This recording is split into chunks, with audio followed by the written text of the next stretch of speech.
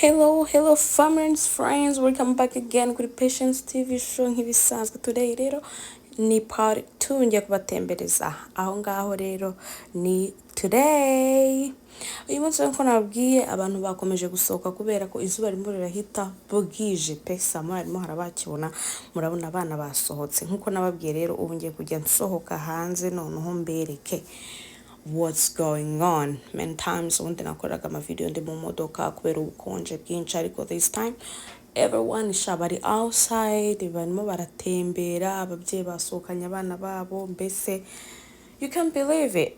Nta wa muyaga mwinshi ubundi murabizi ko ari igihe haba ari izuba ariko hari n'umuyaga, ariko ubu rwose ngira murabibona nuko hari umuyaga ariko umuyaga ntabwo kabije cyane, aho nanjye nasohokanye umwana wanjye nkamushyira mu kagare nkavuga let's go, ntago hakonje cyane hanyuma rero hanga twari tugiye kuri park, tugiye gutembera kubera hari ibice bimwe na bimwe nari ntarajyamo kubera ubukonje cyane, nanabijyagamo ariko nkaba ndi mu modoka. Murabona ko hari abana benshi pe basohotse, mbese ni ibintu bidasanzwe ahangaha.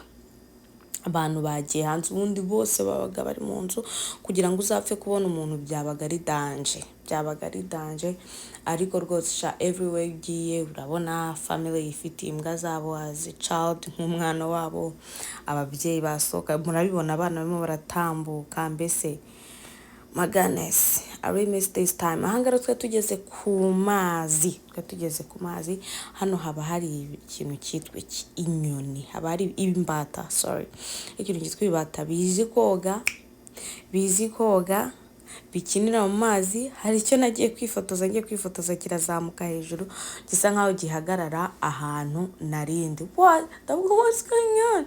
Ibi ntabwo bitinya wenda ngo bivuge ngo abantu baraza kuza kudutwara bla bla bla, no, bimenyereye abantu. Sha, I was so excited, ntago mwabyumva uburyo numvaga ndi excited cyane rwose, ku buryo numvaga aya mazi nahita njyamo nkoga. Guys, nzi koga ariko ntabwo bisikanga nayo kubanza hano habamo n'amafi ndakurahiye. Anyway, ubwo twaragiye ndareba ndatembera, niko n'abandi nabo barimo baraza ku mpande bafotora bafata utuvideo kubera nyine ni ibintu tutari tumenyereye. Harimo abari babimenyereye ariko iki gihe kigera abantu bose bagikumbuye. Ahangaha ntabwo mwabyumva, twari saa 12:30, ariko reba izuba ririmo raturuka hariya hirya, haba hakiri izuba pe, saa moya zigera hakiri ikintu cyitwa izuba, kubera ko barimo baragera mu gihe cya sama, turagera mu gihe cya summer time.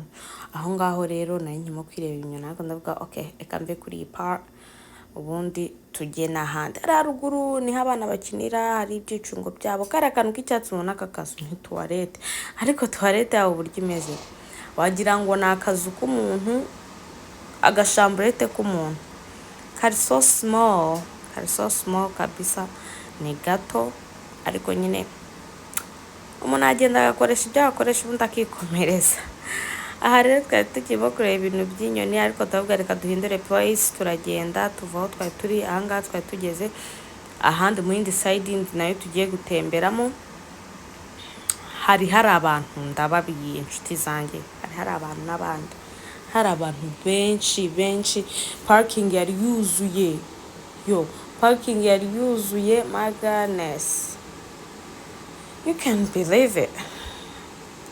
Abo n'abana bavuye gukina, abana ba hano none rero barantangaje my dear. Namurebye bari abana mberetse ngo bari bafite imyaka 15 bibigabo biri aho ngaho. Imana yagiye birabore hano.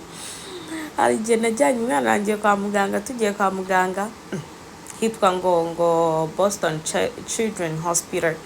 None tugezeyo yo mbona umuntu umeze nk'umumama, umwana munini wagira ngo ni mama pe.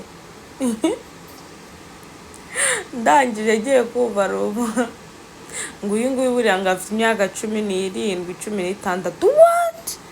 Umuntu mukuru, Yesu Kristo. Abana ba hano nimba ari pizza nimba ari burger, I don't know, bagenda bakabyimba ukavuga ati se uyu n'umwana n'umumama n'umupapa, I don't know. aha rero twari turimo turatembera n'ubundi muri park kubera murabizi igihe gishize cyari kirimo ubukonje bwinshi cyane. Ibiti byaragiye biruma guys, biruma. Aho hasi murabona ibintu bimeze nk'ibishangara, abantu bazi ibishangara murabizi, you know. Aho hasi nandimo mbereka ati abantu muzi ibishangara murabizi, this is ibishangara. Urumva ibiti biragenda bikumagatara kubera ubukonje bwinshi, ariko ubu ngubu kuko kazuba karimo karagenda kaza gahoro gahoro, harimo harasa nkaho hagenda hazamo icyatsi. Ngira ngo muri ibyo biti ndimo ndagenda mbereka murabonamo ahantu harimo icyatsi hake, si henshi kubera ko ntabwo izuba rirava neza nyine ngo izuba rive. Turacyari mu gihe n'ubundi cy'ubukonje, ariko uko biri biruta uko mbere byari biri, no. Aho ngaho rero ndimo mbereka ibiti by'icyatsi bigiye biri hirya. Ngira ngo mbere hari ikintu cyitwa iki, hari humye ibiti nyine byumye, nta cyatsi ushobora kubona, ariko ngo murabona ko harimo itandukaniro uko biri, hagenda hazamo icyatsi nubwo atari hose, ariko kabiri rutarimwe ni gahoro gahoro. Kandi I'm here for you guys, ndi hano everything nzajya mba mpari ku bwanyu, nzambarebera ubundi dukomeze twikomereze mugana w'abandi, dukomeze twitwikire. Ubu noneho ndi hanze, ntabwo ari bya ndi mbereka mu modoka ntasohoka. Ubu ndi kuri tele neza cyane.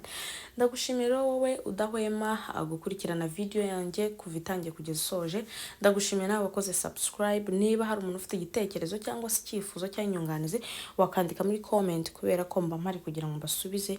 Murabizi ko uwanditse rwose mpita nsubiza, mba ndi updating kugira ngo nsubize abantu banjye. Nubwo biracyarimo biraza, ariko ndagushimiye wowe by'umwihariko ugumana nanjye tukiri kumwe kuva twaratangiye kugeza dusoje. Guys, please help me, dukomeze tubane. Ntabwo mwansiganye nyine, ndabizi muri inshuti zanjye, muri nkoramutima zanjye. Hanyuma rero amahoro y'Imana bane namwe. Aho ngaho nari ntwaye igare ryari rishatse kwijyana kubera twari dusa nkaho tugeze ahantu hasa